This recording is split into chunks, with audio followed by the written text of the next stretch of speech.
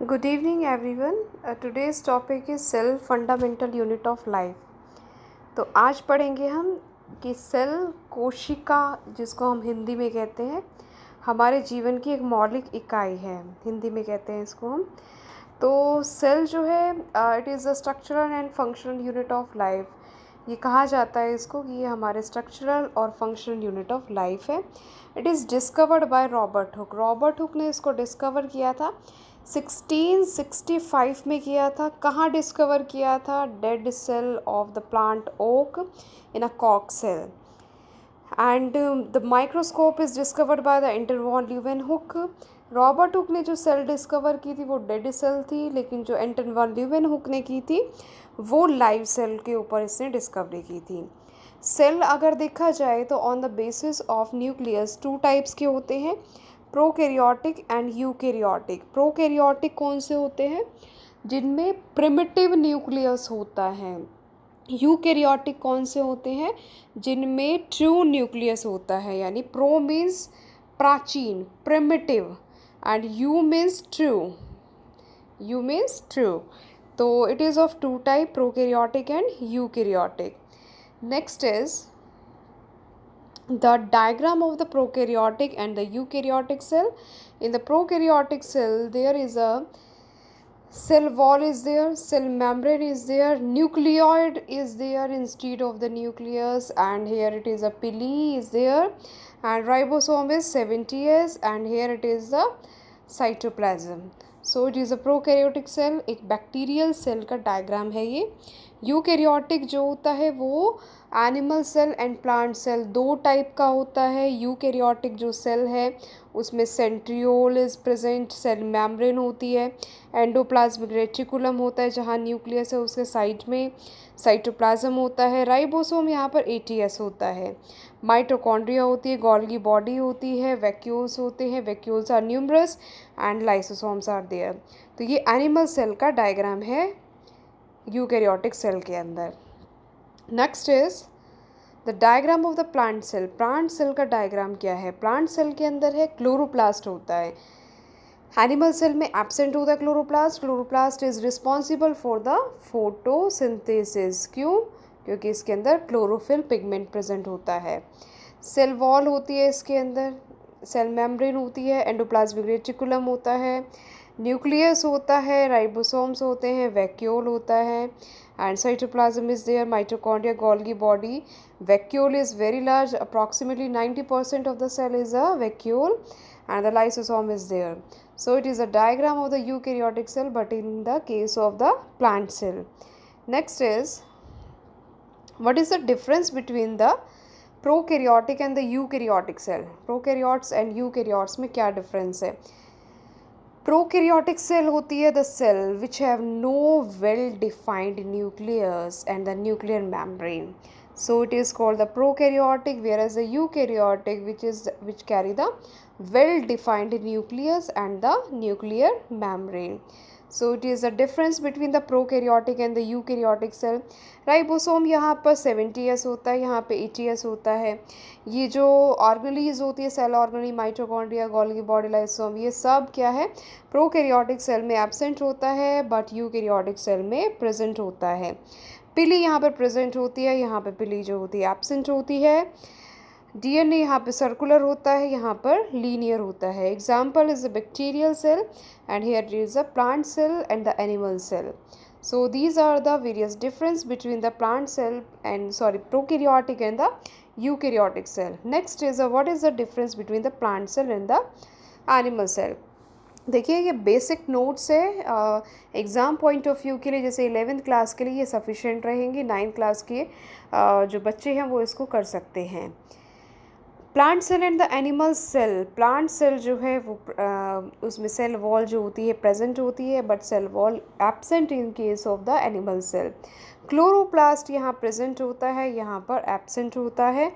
Centriole present absent होता है prokaryote plant cell के अंदर, but in case of the animal cell centriole is present. Vacuole जो होता है 90% ऑफ द सेल है, सिंगल होता है लेकिन लार्ज होता है, बट यहाँ पर न्यूमरस होता है और स्मॉल साइज का होता है. तो these are the differences between the plant cell and the animal cell. Next is what is cell theory. एक कंसेप्ट है ये cell theory. Schleiden and Schwann ने ये कंसेप्ट दिया था सेल थियरी का।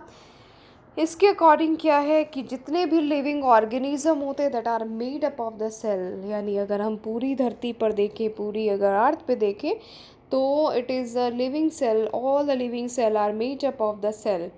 And the scientist Rudolf Virchow gave the concept of the omnis cellula e cellula, जिसका मतलब होता है कि जितने भी लिविंग ऑर्गेनिजम्स होते हैं वो प्री एग्जिस्टिंग सेल से ही बने हुए हैं। तो इसको इसने कंसेप्ट दिया था सेल प्रिंसिपल। लेकिन now it is the cell theory was given by जो Schleiden and Schwann and Rudolf Virchow ने उसको चेंज किया था। तो उसके दो पॉइंट्स जो है वो कौन कौन से हैं? All the living cells are made up of the cell and the organisms are made up of the pre-existing cell. So it is the concept of the cell theory.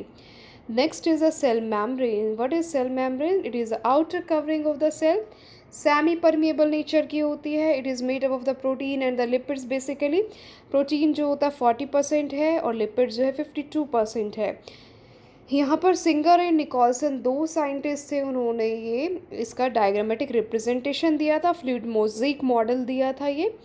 और इसने कहा कि there is a hydrophobic head of the lipid and the hydrophilic tail are present in the lipid, and there are the various numerous extrinsic and the integral proteins are present, whereas there is a cholesterol is also present. And between the lipids there is a flip flop movement is there, and this model is just like the protein iceberg in the sea of the lipids. कुछ ऐसा दिखता है जैसे कि protein iceberg हो सी of lipids में, क्योंकि lipid की जो कॉन्स्टिट्यूशन है वो ज़्यादा है और प्रोटीन ऐसा लगता है जैसे कि आइसबर्ग्स होते हैं। Next is a cell wall. Cell wall जो होता है रिजिड और परमिएबल स्ट्रक्चर होता है। मेनली ये मेडअप होता है सेलुलोज से, हेमीसेलुलोज से, पैक्टीन से। और इसमें प्राइमरी सेकेंडरी टर्सरी वॉल्स होती है, मिडल लेमिला होती है। बीच वाली जो है ये मिडल लेमिला है। प्राइमरी सेकेंडरी टर्सरी जो होती है वॉल्स होती हैं। मिडल लेमिला किससे बनी होती है? कैल्शियम पैक्टेट से बनी होती है। Next is what is the cell organelle, यानी अगर हम सेल ऑर्गेनेलीज की यहाँ बात करें तो सेल ऑर्गेनेली के 3 टाइप होते हैं। Non membrane bound organelle and membrane bound organelle, जिसमें single membrane and double membrane bound organelles आ जाती हैं, जिसमें हम पढ़ेंगे राइबोसोम नॉन मेम्ब्रेन में। यहाँ पर हम vacuole, Golgi body, endoplasmic reticulum, lysosome को हम स्टडी करेंगे। डबल मेम्ब्रेन में माइटोकॉन्ड्रिया, प्लास्टिड्स एंड न्यूक्लियस को स्टडी करेंगे। और राइबोसोम जो है यहाँ पर फर्स्ट कंसेप्ट ले रहे हैं यहाँ पर। It is discovered by the George Palade. और 2 टाइप होते हैं 70s and 80s, mainly 2 type होते हैं। 70s जो होता है वो प्रेजेंट कहाँ है? 70s प्रेजेंट होता है प्रोकैरियोट्स के अंदर और यूकैरियोट्स के अंदर होता है 80s ribosome। 70s and 80s, here there are the 2 types 30s and 50s, here it is the 40s and the 60s। S जो होता है वो क्या है? सेडिमेंटेशन कोफिशिएंट है। राइबोसोम को हम प्रोटीन फैक्ट्रीज कहते हैं क्योंकि ये प्रोटीन सिंथेसिस करने में काफ़ी ज़्यादा हेल्पफुल होती है। नेक्स्ट जो आता है वो क्या है? Endoplasmic reticulum. ये सिंगल मेम्ब्रेन बाउंड ऑर्गेनेली होती है। एंडोप्लाज्मिक रेटिकुलम जो होता है माइक्रोस्कोपिक स्ट्रक्चर है, इलेक्ट्रॉन माइक्रोस्कोपिक स्ट्रक्चर होता है। 2 टाइप का होता है endoplasmic reticulum. Number 1 is the SCR, other is the RER, smooth endoplasmic reticulum and the rough endoplasmic reticulum. ये विदाउट राइबोसोम होता है, ये विद राइबोसोम होता है। ये हेल्प करता है synthesis of lipids, fats and carbohydrates, but it helps in the synthesis of the proteins etcetera. तो it is called the endoplasmic reticulum. Next organelle is the Golgi body. ये short में मैं organelles आपको बता रही हूँ सारी। गोल्गी बॉडी जो है सिंगल मेम्ब्रेन बाउंड ऑर्गेनेली होती है and it is discovered by the Camillo Golgi. ये भी इलेक्ट्रॉनिक माइक्रोस्कोपिक स्ट्रक्चर होता है। इसको हम ट्रैफिक पुलिस ऑफ सेल कहते हैं। सिस एंड ट्रांस फेजेस में ये प्रेजेंट होता है। मॉलिक्यूल्स की पैकेजिंग वगैरह करने के लिए ये हेल्पफुल होता है। तो it is called the Golgi body. तो next is the lysosomes. Lysosome is a single membrane bound structure, mostly electronic microscopic structure. It is also called the suicidal bags of the cell.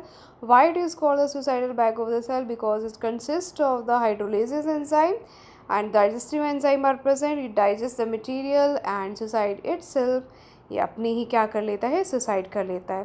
तो यहाँ तक मैंने कुछ organelles को clear किया। Next video के अंदर हम माइटोकॉन्ड्रिया यानी डबल मेम्ब्रेन बाउंड ऑर्गेनेलीज को स्टडी करेंगे, जिसमें माइटोकॉन्ड्रिया आ जाती है, न्यूक्लियस आ जाता है और क्लोरोप्लास्ट प्लास्टिड्स को हम स्टडी करेंगे उस वीडियो में। Thanks for watching this video. Thanks again. Bye.